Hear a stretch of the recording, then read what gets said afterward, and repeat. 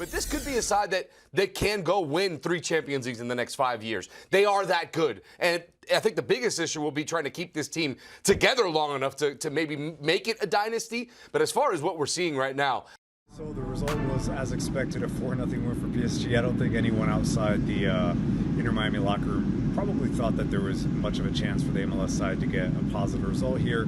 Clearly playing against the best team in the world, PSG, current European champions, and they showed it. I think they really took their foot off the gas in the second half, up 4-0.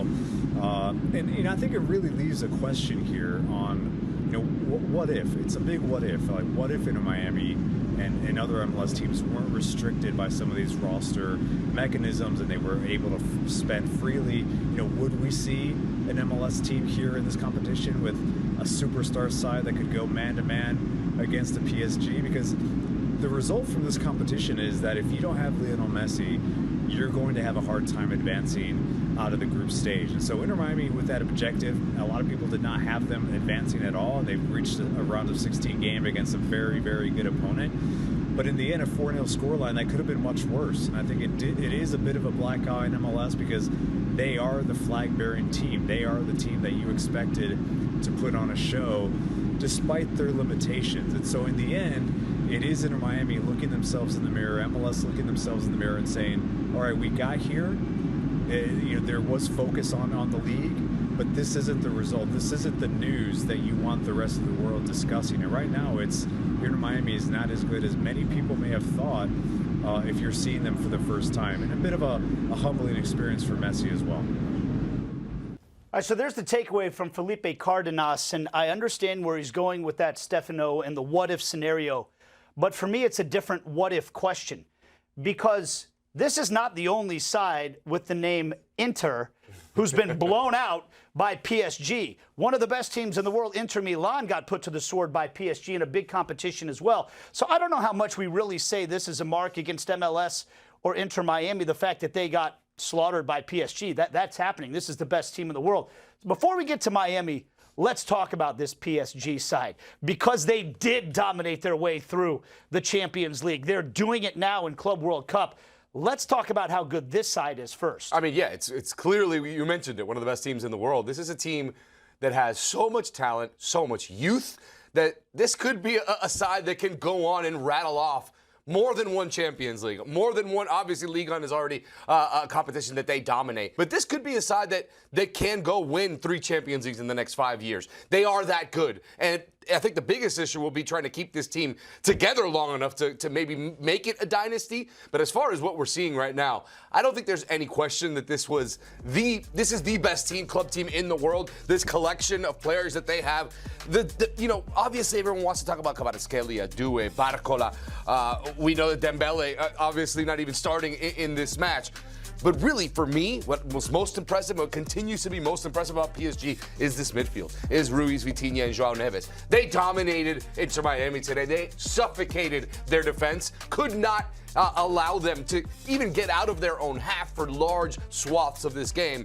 And again, they show their quality. I don't think anybody really expected for Inter Miami to have a chance in this game. I'll say this, if we're going to take any type of positive from it, they lost by 4 goals to PSG. Inter Milan lost by 5. So there's something positive to take from this. Well, they did take their foot off the gas, as we said, PSG. But I think that one of the points that you make there about this Paris side, we talk about the possession, averaging somewhere around 650 passes per match in this Club World Cup right now. The possession's impressive, but it's not just their ability to knock the ball around. Luis and Enrique's side, when the other team gets it, they win it back within 10 seconds. What about the job he's done with that young talent that they have? You know what I found really interesting? Right off of the opening whistle, they decided instead of keeping possession right then and there, PSG, they just dumped it deep into the other side of the field for Inter. And basically, they also did that in the Champions League final.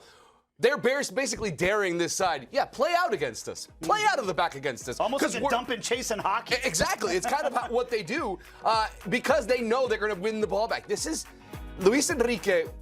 It's the biggest comparison of a team between this PSG and a Pep Guardiola Barcelona. The 650 pass number, those are Barcelona-style numbers from those Pep Guardiola sides that they just dominated you with possession. They lost the ball. They got it right back from you. And this is what PSG is now trying to do to teams. Obviously, it's going to look even better against an MLS side. But they really are doing it all over Europe. They did it in the Champions League. And they're going to continue to do this type of style because they have the pace with these young players with so much talent that will take the ball off of you and create, in 3 passes, create a goal-scoring opportunity. So they're young. They're hungry. They're good. They're well coached. And they're out to prove that they're the new best team in the world right now, and they can score from everywhere. We're talking about fullbacks like Hakimi. Look at the numbers by this man, by the way, in the season that he's had. 52 matches. We're talking about a fullback. 11 goals, 11 assists, 4 trophies, and in the knockout matches that they've played, the last 4 he has scored. So he's scoring clutch goals as well. Is this man the best right back on planet Earth right now? I think so. I don't think that there's, when we talked about this before the show, I went back. He defends as well, by the way. He's not just the attacking numbers. Right, that's why I am calling him the best right back, because I think he's the most complete. Trent Alexander-Arnold, everyone wanted to say, oh, he's the best right back in the world. Defensively, he has some issues.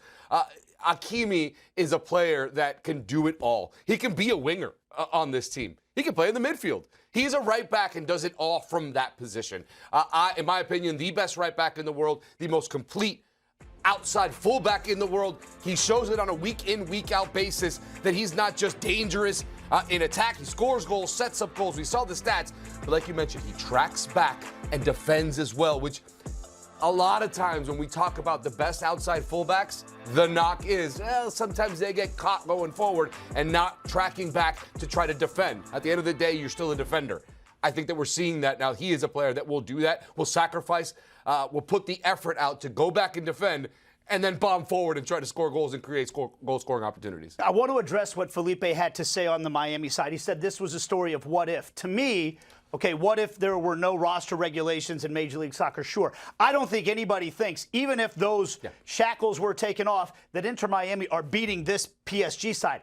I want to say, what if they don't give up that goal to Palmeiras and end up playing Botafogo in this round instead of PSG? We maybe get a better barometer of how far this side is coming. I want to point this out. This Miami side, they might be the flag bearer for MLS. They're not the best team in MLS this year. They're flawed, and they showed it again in this match. Agreed. It all goes back to that Palmeiras match. And it brings out some of the issues that this Inter Miami side has had since Messi arrived. Because of how much salary they're dedicating into the attack, the defense is going to suffer. And we saw it. Yes, the PSG game, look, was always going to be difficult. I don't think many of us expected any type of result. But they had a chance to not have to face PSG. Like you mentioned, up 2-0 against Palmeiras in that match. You got to hold on. You have to. And that is kind of the bigger issue for Inter Miami. It started creeping in that final group stage match against Palmeiras. They gave up the last goal, a tough one to take because they knew the PSG was looming on the other side. And that really kind of began the downfall of them in this tournament. I still think it's a positive tournament for Inter Miami. They defeat Porto, which is a fantastic win for them, a win for Major League Soccer. They showed that they can do it. Then they had a 2-0 lead against one of the top teams in Brazil, one of the top teams in South America, and they just couldn't hang on. I still think it's a positive tournament, but we know where the issues lie with this Inter Miami side. That back line is simply not good enough to compete at this level against these teams, top teams in America and top teams in Europe.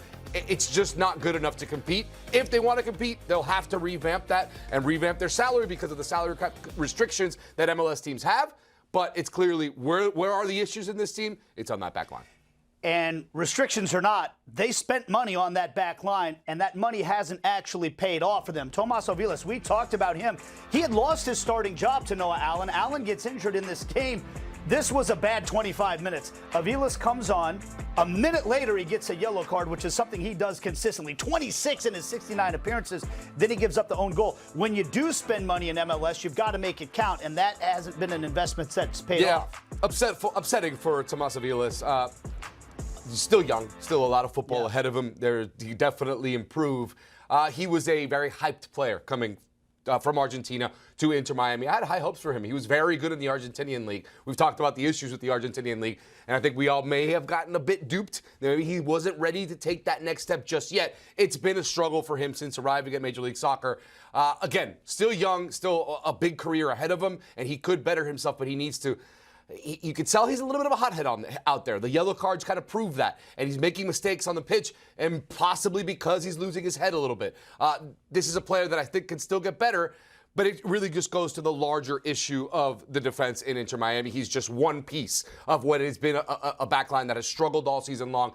But he needs to be the anchor, like you mentioned. If you're in Major League Soccer, if you spend $7 million on a player, in Major League Soccer, it has to work. And it's not worked just yet for Thomas Aviles and Inter Miami. More action coming up on Monday. That other Inter. Inter Milan in action against Fluminense, and Manchester City against Al Hilal as well. Scan that QR code that you see on your screen right now to buy your tickets. The Club World Cup, it's starting to get into the knockout round.